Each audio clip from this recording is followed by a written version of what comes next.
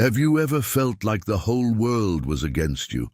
Like no matter how hard you worked, no matter how much you tried, the money always slipped through your fingers like wet sand, and the debt, that cruel companion, just stayed. Have you ever stared at a bill you couldn't pay and felt your chest tighten, your breath shorten, your dignity ache? Most of us know that weight. It smells like a sleepless night. It tastes like cold coffee drunk before the sun comes up. And it has a name nobody likes to say out loud: debt. But today I want to tell you the story of Grace. Grace was a seamstress, a simple woman with calloused hands and unshakable faith. She lived in a small town in rural Tennessee where just about everybody owed something to somebody, and figured that's just how life worked. But Grace carried a certainty that set her apart from everyone around her. She had never, not once in her entire life, signed a debt agreement. Not ever. Not when she was widowed with 2 small children. Not when her sewing machine broke down in the coldest winter that town had ever seen. Not when the neighbors laughed and said she was too stubborn to survive. What Grace knew, and what changed the lives of everyone who crossed her path, was just one thing. One phrase her mother had taught her as a little girl, both of them kneeling on the bare kitchen floor: "What you don't owe, nobody can take." That simple, that powerful, and if you stay with me until the end of this story, you're going to understand why the secret of a small-town seamstress can transform your life today. No matter how deep in debt you are, no matter how hopeless the situation feels. The only thing I ask in return is that you subscribe to this channel, because here we don't tell stories just to pass the time. We tell stories that save lives. Let's begin. Grace Marie Collins was born in 1934 in a small town called Millbrook, Tennessee, one of those quiet corners of the American South where the hills seem to touch the sky and time moves a little slower than anywhere else. The house where she grew up had bare wooden floors, whitewashed walls, and a single window facing east, so her mother could watch the sun rise while she prayed on her knees before starting the day. The smell of that house was of percolated coffee, wood smoke, and fabric, always fabric. Her mother, Miss Lillian, was a seamstress, and for as long as Grace could remember, the sound of the old Singer machine was the first thing she heard in the morning and the last thing she heard at night. That steady tick-tick rhythm that sounded like the heartbeat of the home. That's how Grace learned to sew, not in school, not in a class. She learned sitting on a little wooden stool next to her mother, watching those nimble fingers move across the fabric like they knew the way by heart. She learned by making mistakes, pulling out stitches, starting over, and she learned, above all else, that every stitch was a commitment to the fabric, to the person who'd wear the clothing, and to herself. At 18, she married Robert, the son of a small farmer from the area. A good man, a man of his word, with an easy smile. Together, they built a little 2-room house on the back of his father's property, on a dirt road where the chickens wandered freely in the mornings and the children played until sundown. Life was simple, simple as the beans and cornbread steaming in the cast-iron pot at lunchtime, simple as the cotton dress Grace sewed for Sunday service every month. But simple didn't mean easy. Robert worked the farm with his father, and what he brought in barely covered the groceries and the kerosene for the lamp. When their first child, Joshua, was born, Grace knew she needed to do her part. She took her mother's Singer. Old Miss Lillian had given it as a wedding gift. "The most valuable thing I own," she said with wet eyes, and started taking in sewing work. Her reputation grew slowly, like a plant that springs up in dry ground but has deep roots. A pair of pants here, a wedding dress there, a suit for the landowner's son. The women in town would knock on Grace's door with fabric under their arms, and she welcomed every one of them with the same calm smile, a pencil tucked behind her ear, the tape measure hanging from her neck like a necklace. Back then, nearly everyone in town ran a tab at Mr. Alcott's general store. That was just the way things were. Buy today, Pay when you could, or when you couldn't put it off any longer. Debt piled up like dust on top of the wardrobe. Nobody saw it, but it was there. Robert himself, now and then, would come back from the store with his head low and the guilty look of a man who'd signed for more than he should have. But Grace never signed. "What you don't owe, nobody can take," her mother would repeat. And Grace carried that phrase in her chest the way you carry a cross, not out of superstition, but out of certainty. The certainty that the only real freedom a poor woman could have was the freedom of not owing anything to anyone. It was in a June frost, when Joshua was 7 and little Rose was 4, that the ground disappeared from beneath Grace's feet. Robert woke up with a fever on a Monday. By Wednesday, he couldn't get out of bed. By Friday, the town doctor, who saw patients in the only office on the main square, a room that smelled of antiseptic and fear, closed his left eye, shook his head slowly, and said the words Grace heard as if from very far away, muffled, distorted: "Severe pneumonia. He needs rest, months, without working, without income from the farm, with 2 small children and the coldest winter in years, spreading a leaden sky over Millbrook that showed no promise of sunshine any time soon." Grace went home, put the children to bed, and sat down in the singer chair, not to sew, just to sit, to breathe, to think. The next morning, she went to Mr. Alcott's store, not to run up a tab, but to ask if he needed anyone to mend his workers' clothes. Mr. Alcott peered at her over his round glasses, scratched his chin, and said, "Grace, why don't you just open an account here like everybody else? Make life easier?" "No, thank you, Mr. Alcott. What I don't owe, nobody can take from me." The old merchant let out a short laugh, not mockery, but the laugh of someone amused by an idea they don't understand. There was no sewing work available at the moment. Grace went to the homes of the better-off families in town, offering her services. Some accepted, but they paid little and paid slowly. The money coming in barely covered the week's food. The firewood ran out. The children slept curled up against each other to stay warm. That's when the machine broke. One morning, in the middle of hemming, the singer shuddered, coughed twice, and stopped. Silence. A silence that weighed more than any noise. Grace tried again. Nothing. She tried once more, her hands shaking. Nothing. The needle was broken, the belt had snapped, and the inner mechanism had seized up completely. Without the machine, there was no sewing. Without sewing, there was no money. Without money, the neighbor, Bernard, was the first to show up. A heavy man with a thick moustache and a voice that filled every room. "Grace, I knew this day would come. A woman on her own can't make it. Go to the bank, get a loan, fix that machine and be done with it." Her sister-in-law Teresa came not long after. "I'll lend you the money, Grace.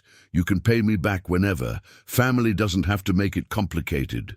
The machine repairman, old Mr. Demas, came to assess the damage. He shook his head. $200 to fix it. Can't do it for less. $200 Grace didn't have. 3 days later, the children went to bed without supper. Grace sat alone in the kitchen, staring at the empty pot. The cold bit at her ankles through the gap under the door. In the bedroom, Robert was coughing, a cough that hurt to hear. And that night, for the first time in her life, Grace picked up the paper her sister-in-law had left on the table. The loan paper. She set it in front of her, picked up the pen, moved her hand toward it. Her hand stopped in mid-air. "What you don't owe, nobody can take." Her mother's voice came so clear, so close, that Grace turned her head expecting to see someone standing there. But she was alone, just her, the pen, the paper, and that phrase that seemed to have a life of its own. She wept. She wept with her head buried in her folded arms on the table, her body shaking with silent sobs so she wouldn't wake the children. She wept from exhaustion, from fear, from anger, from helplessness, and as she wept, she murmured between tears, "Lord, where are you? Don't you see what's happening here?" The pen stayed still, the paper blank.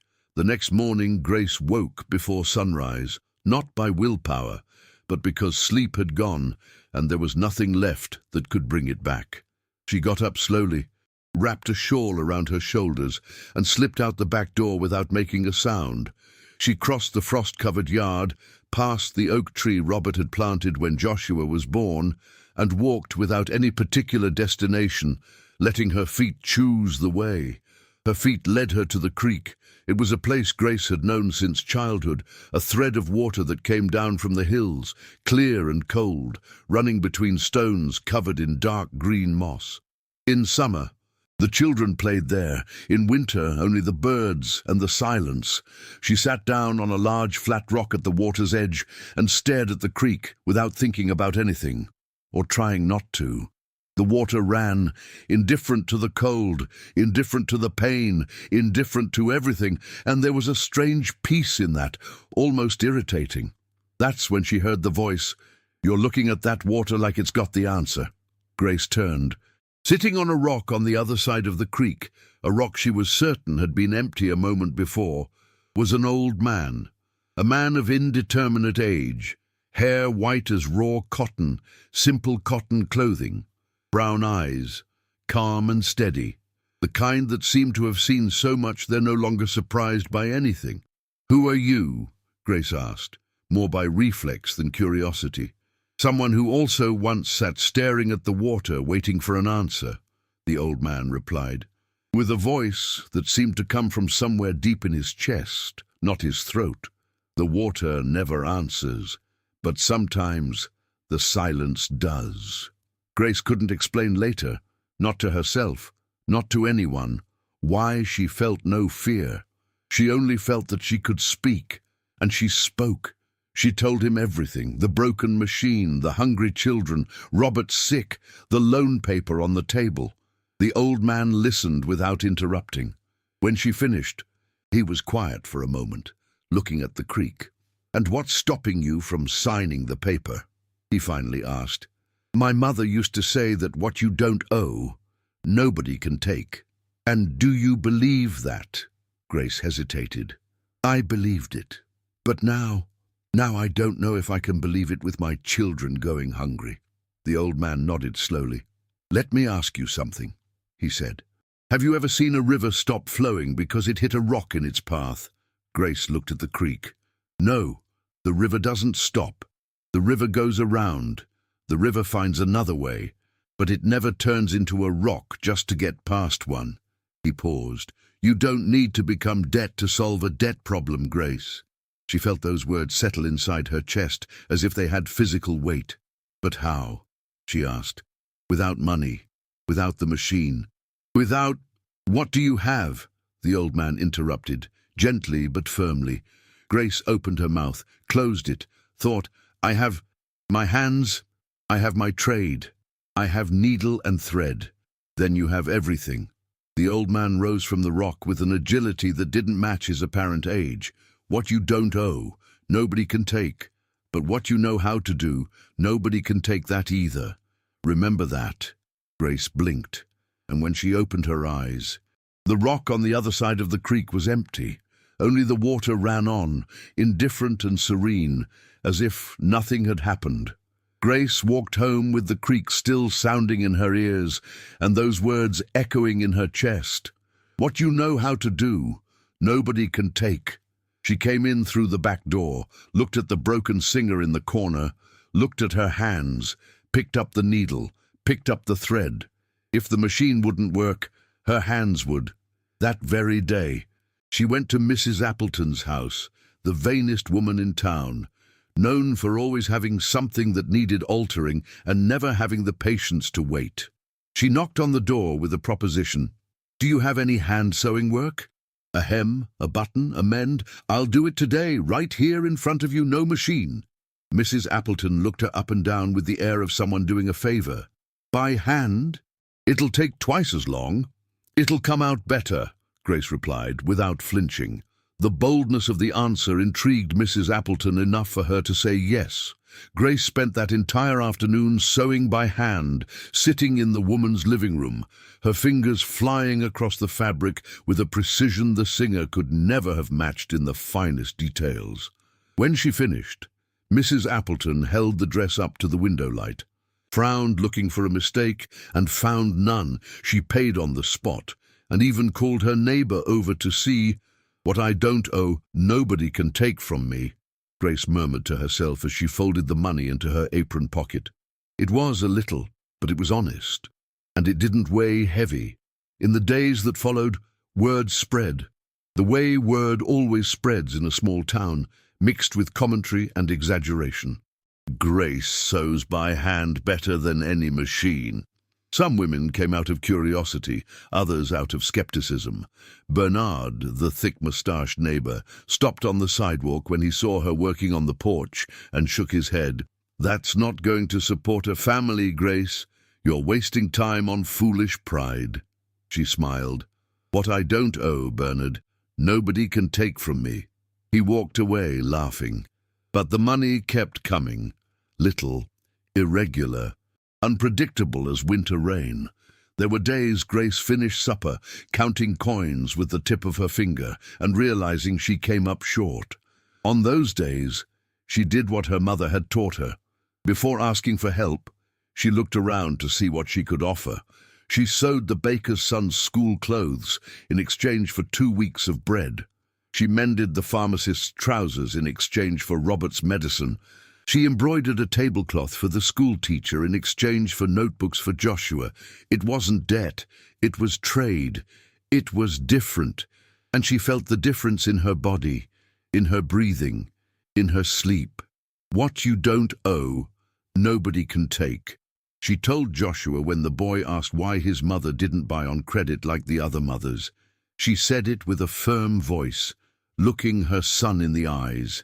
So the phrase wouldn't just float in the air, but sink deep. Weeks passed. Robert got better slowly. First he sat up, then he stood, then he walked around the yard with the careful steps of someone relearning their own weight. He watched his wife sewing early in the morning and late into the night, and in his eyes there was a mixture of gratitude and shame he didn't know how to put into words. One afternoon he came close and said, quietly, "Grace, let's go to the bank. I'll sign with you." She stopped the needle in midair, turned to him. "Robert, if I sign a debt paper today, I'll wake up tomorrow as a different person, and I'm not sure I could be that person." He was silent for a long moment. Then he nodded, without fully understanding, but respecting what he didn't understand. That's when the biggest test arrived. Old Mr. Dimas, the machine repairman, showed up one morning with the singer in his arms, repaired, oiled, looking like new. "Fixed it up," he said, setting the machine on the table. "You can pay me when you're able, no interest. You can sign a paper if you want." Grace looked at the singer, felt her heart clench with longing for that sound, the tick-tick that was the heartbeat of the home. Her hands itched. "How long will you give me to pay without signing anything?" she asked. Mr. Dimas scratched his head. "Without a paper. Without a paper. Just my word."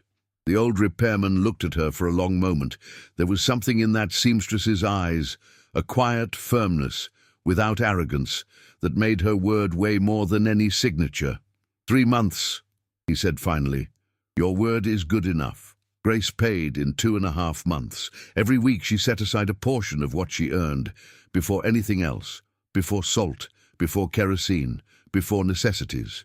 Because she had learned that honoring your word was just as necessary as salt. The day she put the last payment into Mr. Dimas's hands, the old man smiled and said, "Grace, I've fixed a lot of machines in my time, but I've never seen anyone honor their word the way you do." She smiled back. "What I don't owe, Mr. Dimas, nobody can take from me." Grace's reputation didn't grow overnight. It grew the way she did, slowly, steadily, without rush and without debt. A year passed, then 2. The singer sang again every morning, and its sound became the heartbeat of the home again, but now a stronger heartbeat, because it had survived the silence. The orders kept growing. Women from neighboring towns started showing up with fabric under their arms. The reputation of the seamstress who sewed by hand with machine-like perfection had crossed the hills, and then came the day nobody expected. Not even Grace. A man in a suit, come from Nashville, knocked on her door with an envelope in his hand. He was a representative of a textile company looking for reliable seamstresses to produce custom pieces. Someone had recommended Grace, someone whose name the representative wouldn't reveal. The contract was straightforward, steady work, guaranteed pay, no middlemen. Grace read every line of the contract twice, not out of distrust, but out of respect for what she was signing. This time, she was the one receiving. This time, the paper didn't feel heavy. That afternoon, Bernard, the thick-mustached neighbor, appeared on the sidewalk and stood watching the activity at Grace's house. The man in the suit, the envelope, her smile. Later, he knocked on her door, hat in hand, his voice different, quieter, without the arrogance of before. "Grace, how did you get here?" She looked at him without resentment. "I never signed what I couldn't honor." "Bernard, and I never failed to honor what I signed." A pause. "It's that simple." Bernard was quiet for a moment, looking at the floor. Then he looked up. "I owe half the people in this town. I don't even know where to start." "Start with the smallest," Grace said. "Pay off the smallest one first. Feel the weight lift. Then the next one. The river doesn't stop. It goes around." It was only when she was telling this story to Joshua, already a teenager, already with eyes full of the future, that Grace understood the hidden purpose of everything she had suffered. The machine that broke had forced her hands to remember that they could fly on their own. The crisis that seemed like destruction had been, in reality, the loom that wove the most solid reputation money can't buy, that of a woman of her word. "Mom," Joshua asked, "what if the machine hadn't broken?" Grace was quiet for a moment, looking at her hands, the same calloused hands, the same hands that had held a pen over the loan paper on that winter night and pulled back. "If it hadn't broken," she said slowly, "I never would have known that my hands were worth more than any machine, and you never would have learned that what you don't owe, nobody can take." And this is where I leave Grace's story and speak directly to you. Because this story isn't just hers. This story is yours. It's mine. It's every man's and every woman's who ever held a pen over a paper they shouldn't have signed and felt their chest tighten with doubt. Look at what happened to Grace. The machine that broke seemed like the end. It was the beginning. The winter that froze everything seemed like destruction. It was preparation. The humiliation of not being able to buy on credit like everyone else seemed like weakness. It was the greatest strength she had, just disguised as hardship. Every no she said to debt was a yes, said to her own dignity. And you know what her secret was? It wasn't luck. It wasn't inheritance. It wasn't special talent. It was a simple phrase, repeated on the easy days and the impossible days, whispered through tears and proclaimed with joy, "What I don't owe, nobody can take from me." That phrase is yours now too. Keep it. Repeat it when the temptation to go into debt comes knocking. Repeat it when the world tells you there's no other way. Because there is always another way. The river never stops. It goes around. The Bible says in Proverbs 22:7, "The rich rule over the poor, and the borrower is slave to the lender." Grace didn't know how to quote that verse by heart, but she lived it every day, in the opposite direction of slavery, toward freedom. If this story touched you, if you saw yourself in any part of it, if you've ever held a pen over a paper with your heart pounding, I want you to do one thing right now. Write in the comments below, "What I don't owe, nobody can take from me." Just that. Leave that phrase written down, because sometimes we need to write what we want to start living. Subscribe to this channel, because here we don't tell stories just to pass the time. We tell stories that change lives, and your life deserves to be changed by a good story. Share this video with someone you know who is struggling with debt, who feels their chest tight, who is holding a pen over a paper right now. Maybe this story is exactly what that person needs to hear today. And don't go just yet, because the next video on this channel may be exactly the story God set aside for you this week. May God bless your life, your family, and your path. Until the next story.